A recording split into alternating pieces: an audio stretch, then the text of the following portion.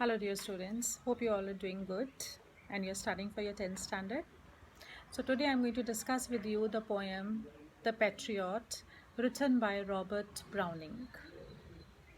Now this is a 6 stanza poem with 5 lines each, and the rhyme scheme of the poem is A B A B A. Right, now before I start with the poem, let me tell you this poem is a dramatic monologue. Now, what is a dramatic monologue? Monologue means monologue, one person speaking. In contrast to dialogue, dialogue means where two or more than two people are speaking. So, in this poem, there is only one speaker and he is not the poet. The speaker is the patriot, and he is trying to recall his 1 year. Exactly on this particular day when he is speaking these lines, when he is speaking this poem, exactly 1 year ago, he was given a grand welcome at this place with the same people who are going to punish him today. Now, throughout the poem, it has not been clarified what great deed he did for which the people gave him such a warm welcome. We assume that it would be a great triumph, a great success, a great victory over some political divisions, or so on. But the people were so impressed by his bravery that they gave him such a warm welcome. The first 3 stanzas tell us about the welcome, and then there is a transition, and then the patriot comes to the present day where the same people are trying to punish him. So let's start with the poem. It was roses, roses all the way, with myrtle mixed with my path like mad. So exactly 1 year ago was, the word was tells that the patriot is talking about flashback. He says exactly 1 year ago, at this very place I was welcomed. How? Roses, roses all the way. So roses are symbol of love, respect, honor, and people gave him a very warm welcome. With myrtle mixed in my path like mad. Not only the roses, but which another flower has been mentioned, the myrtle. Myrtle is the small trees with smelling flowers, sweet smelling flowers. So the myrtles were mixed, myrtle mixed in my path like mad. M, the consonant sound M is repeated again and again in this sentence. So this is the example of alliteration. Like mad. So the people were so excited, so enthusiastic to welcome him that they were behaving just like a mad person behaves. So this sentence is also an example of a simile. The house roofs seemed to heave and sway. The house roofs, the roof of the house, top of the house, people were gathered. All the house roofs were filled with people. And it appeared as the roof was heaving and swaying. Swaying is moving, heaving is rising up. Why? Because of the people, the crowd of the people. So this last sentence is an example of personification. The rooftop has been mentioned as moving, heaving and swaying. The church spires flamed, such flags they had. Spires, the church towers, tower of the church, flamed to shine, shone like flags they had. All the church towers were decorated with lots of flags, and the flags were shining. So this is an example of metaphor. The church spires flamed. And this, of course, is also an example of visual imagery. We can imagine before our eyes what kind of a welcome could have been given to the patriot. A year ago on this very day. So this had been 1 year ago. So today is the anniversary of his success and triumph. Second stanza. The air broke into a mist with bells. So the church bells were ringing in the church, and since there was a lot of sound created by the church bells, the sound echoed throughout the place just as the mist rises throughout. The old walls rocked with the crowd and cries. Old walls, walls of the church, rocked, shaked, to shake, with the crowd and cries. Crowd and cries is the noise of the people. The church, the building of the church, it appeared was shaking because of so many people around. Had I said, good folk, mere noise repels. Now the patriot is so much optimistic. He says that at that particular point, the people were so impressed by me that if I had told those people at that time that I am not satisfied with only this much welcome, I want something else. Go and get the sun for me. So at that time, the people were so much impressed and happy with me that they would have even gone and brought the sun for me. Had I said, good folk, folk is the common people, mere noise repels. Repels not enough.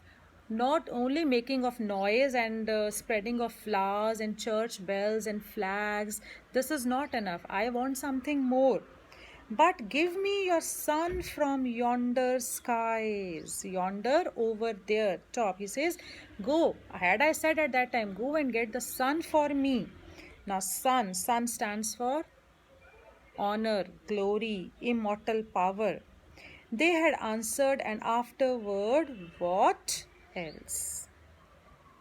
But give me your sun from yonder sky is again an example of metaphor. At that time, the people would have said, yes, I have done that. We have done that. We have brought the sun also for you. What else do you require? So these two sentences are also an example of hyperbole. What is hyperbole? Exaggeration. Badha chadha kar bolna. So the sun cannot be brought. So it is an example of hyperbole. People were so impressed at that time, they would have said, we have got the sun also. What else do you need now? Stanza 3. Alack, it was I who leaped at the sun. Alack, an expression of sorrow, sadness. Now he is feeling exactly after 1 year that I am saddened that I would have demanded for something more from the people rather than just the grand welcome.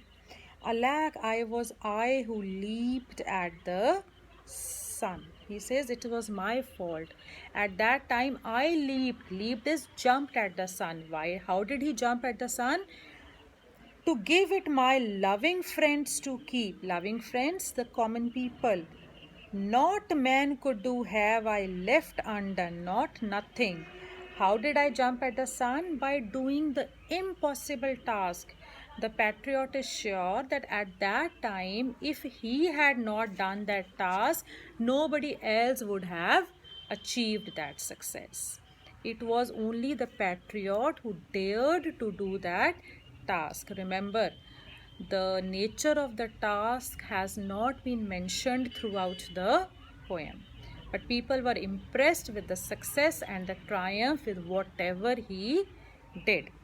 So, alack, it was I who leaped at the sun. At that time, I tried to do the impossible. Now, this line is an allusion. There is a reference back to the history where Icarus, a Greek hero, his father, he demanded to fly near the sun. He wanted to go because he was afraid of Crete. And his father, Icarus' father, Daedalus, he tried to make wooden wings for him which were attached with the help of wax.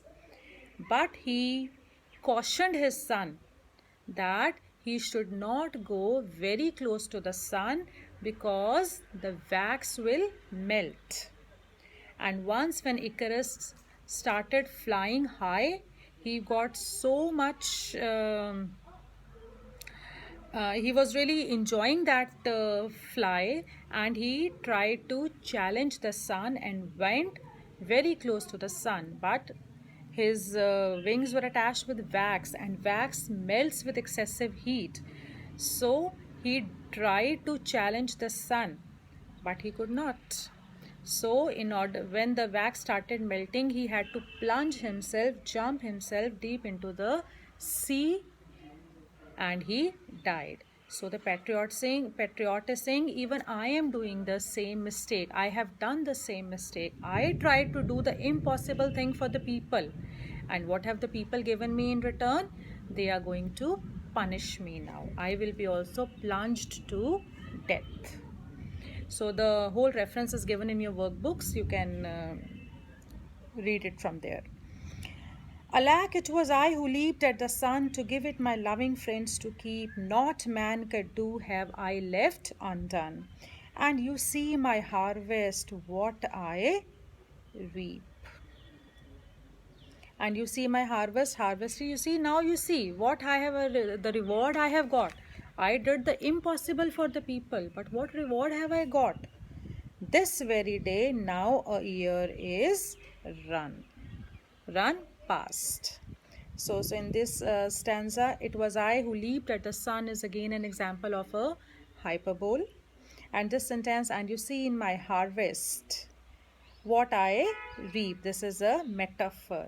He says, now what reward I have got for doing the impossible, and what is the reason behind this punishment? We can only assume it could have been the political revolution. Maybe some political people who were jealous of the patriot, they tried to propagate something against him, and all the people started believing those people. So now it's the transition, the regret which the patriot is suffering from. Next stanza. There is nobody on the housetops now. Now remember, we read in the very first and the second stanza, the housetops were filled with people. They were welcoming and cheering him. But exactly after 1 year, now present day, the same rooftops are all vacant. Nobody is standing there except those people who are suffering from paralysis or any other disease, who cannot walk. There is nobody on the housetops now, just a palisaded few at the windows set. Paralysis is the disease of paralysis. So here it is a sarcastic tone. The poet has used a sarcastic tone to say, now only those people are standing at the rooftops who cannot walk and go. Where are the rest of the people going? For the best of the sight is all allow agreed. Everybody agrees that they are not going to stand, everybody is agreeing that they are not going to stand on the rooftops. Instead, they are going to the place where this patriot is going to be executed. At the Shambles Gate. So Shambles Gate is the gate of that place where the patriot is going to be executed, where he will be put to death. Or better yet, by the very scaffold's foot I trow, I believe. He says, I think all have gathered at the scaffold foot. Scaffold foot is the platform, the raised platform on which the person is executed. The person is made to stand on that raised platform, and where he is put to death. So he is sure that all the people have gathered at that place to see his end. Now next, fifth stanza. It is ironical. Why? Because it is ironical to the start, where he was given such a good welcome, and now look how he is treated. I go in the rain and more than needs. He says, now today I am taking to the Shambles Gate and it is raining. Water is dripping. I go in the rain. Now rain, word here says that rain has washed him clean. So that means nature, that means God is somewhere supporting him at this point when people are not supporting him.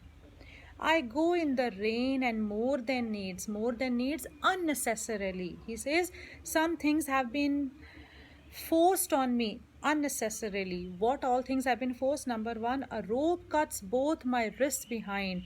He has been tied tightly. Both his hands have been tied tightly at the back. And the rope is so tight that his wrists are bleeding. A rope cuts. Cuts means it cuts and bleeds when it's tied so tightly.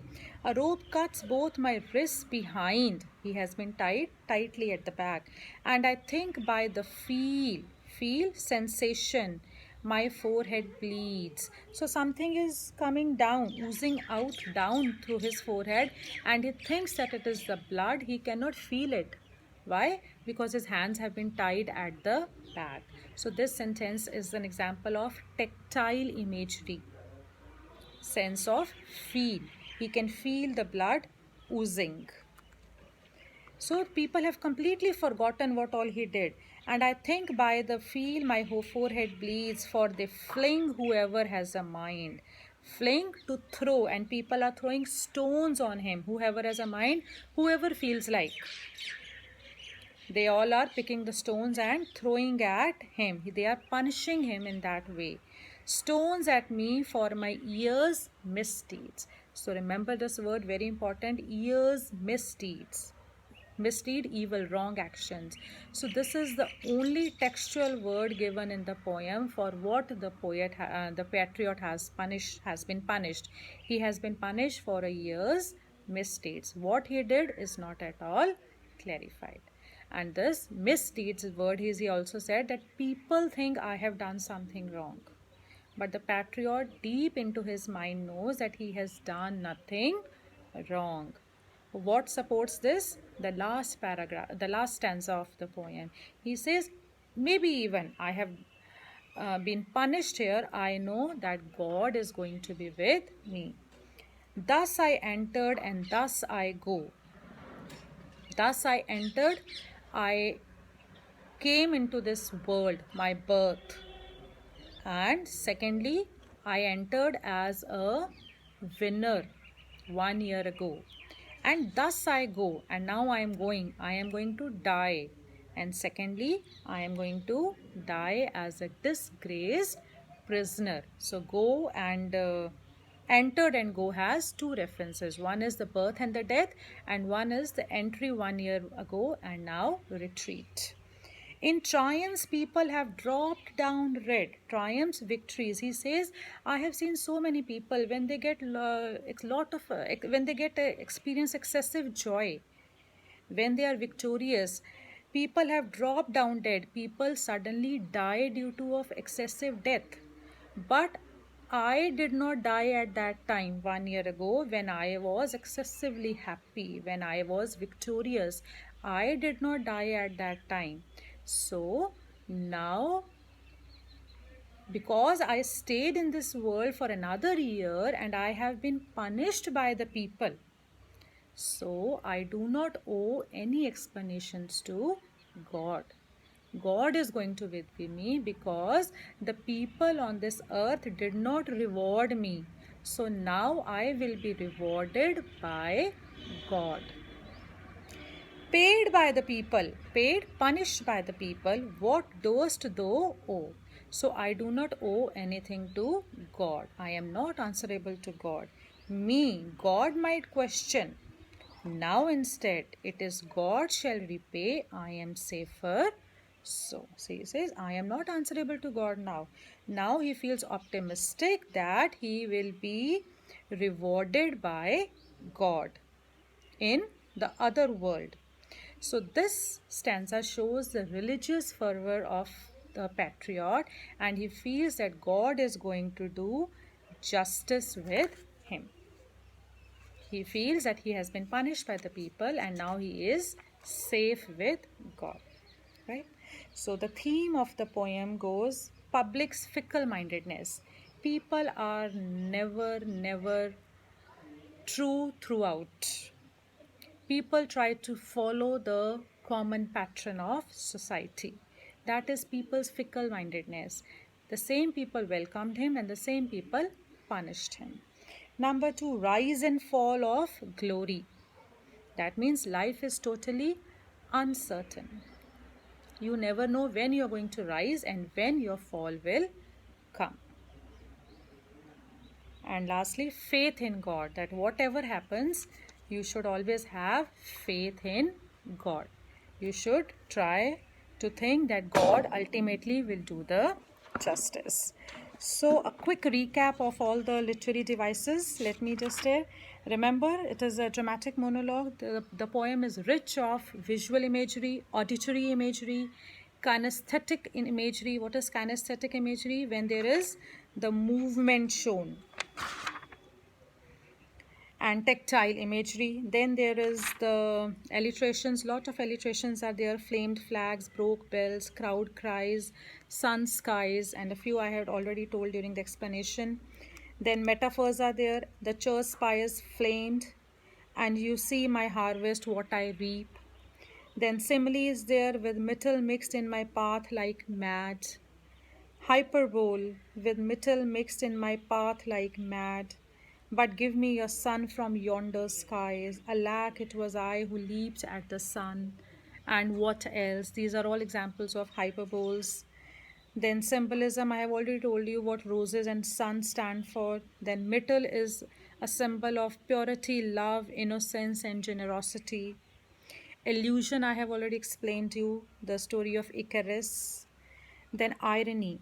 Irony is the contrast between the past and the present. Another irony is when he is going to die, he says, I am safer so.